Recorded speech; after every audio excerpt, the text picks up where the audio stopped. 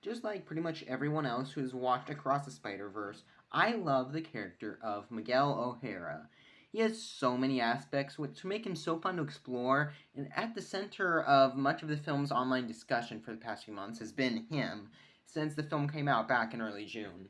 Miguel is a character with so much depth and so much subtext, and who's had a whole off-screen character arc in between Into the Spider-Verse and Across the Spider-Verse, which I did discuss in a previous video.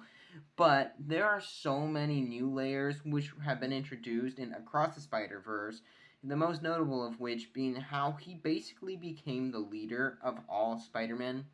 Miguel's ascension into becoming a Spider-Man dictator is one which speaks heavily to both his character and that of all the other Spider-Men he controls, and also the ones he doesn't, like Miles Morales. As we know, Miguel not only lost his family twice, but also destroyed a universe in that act.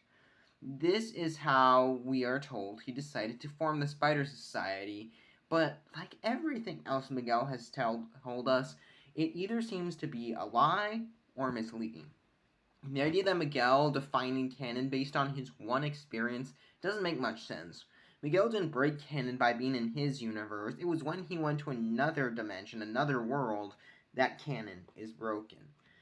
For that reason, I don't think that Miles can be breaking canon by trying to save his father. A Spider-Man never gives up. They always get back up, and they keep trying, and it is the most essential part of being a Spider-Man.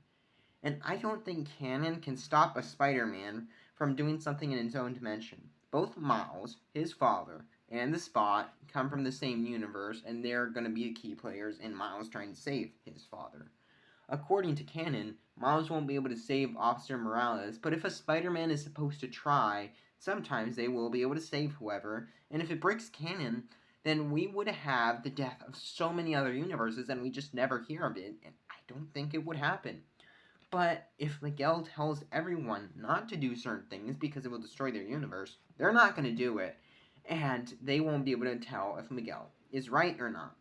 The idea that Miles being a Spider-Man, trying to do a Spider-Man thing, and that would break canon just doesn't make sense.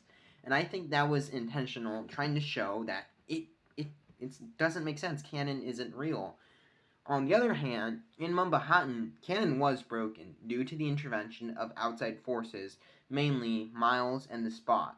Canon is broken here because they were not supposed to save or kill Inspector Singh. He is Spider-Man India's police chief to either save or have die, and they robbed that experience of him. That is how canon is broken there, and that is how Miguel broke canon. And I do think that Miguel knows his canon theory doesn't make sense, but it is the perfect way for him to rise to power. In my last Spider-Verse video, I had this comment basically saying that canon was an excuse to take responsibility away from the Spider people, and I really like that idea. In Into the Spider-Verse, we saw the broken Peter B. Parker, who had lost too much and just decided to give up. He seemed to be an outlier though, but after Across the Spider-Verse, he was just the one who's most blatant about it. If canon exists, then the Spider people have a reason that they couldn't save people, an excuse to stop saving people as well. Being a Spider person is to always try your best, and Miguel got them all to give up.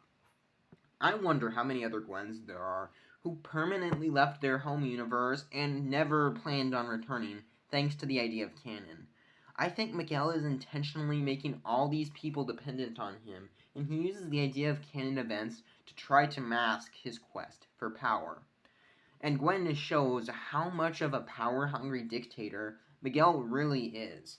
He throws someone out of the Spider Society solely based on his decision and something he thinks happened. He doesn't have facts that Gwen was trying to save Miles. He disables her watch after basically telling her that everyone she loves needs to die according to canon, and is seemingly ready to throw out anyone else who supports her. But I think it's very important to ask, why is Miguel like this? Well, although his family seems to be a big part of his lie and canon, he did lose them. While it does seem immature, his inability to control the fate of his family very likely led to him wanting to take control of the lives of others and make sure they feel the pain he feels. Another reason might be purpose.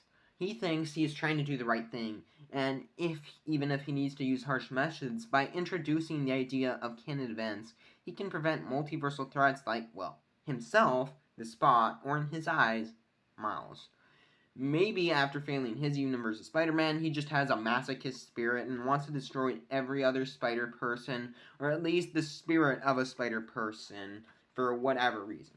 There are a lot of possible reasons that Miguel is doing what he is doing, and whether he has the right intentions or not. It isn't the right thing to do, causing the degradation of plenty of universes. Think about it. Earth 42 would have only received a Spider-Man a year before we see it in Across the Spider-Verse. A year without Spider-Man, and the world can collapse into the anarchy we see there. But if Miguel is stealing various spider people from their original universes, and then those universes may have the same fate as Universe 42 in the future because they don't have a Spider-Man.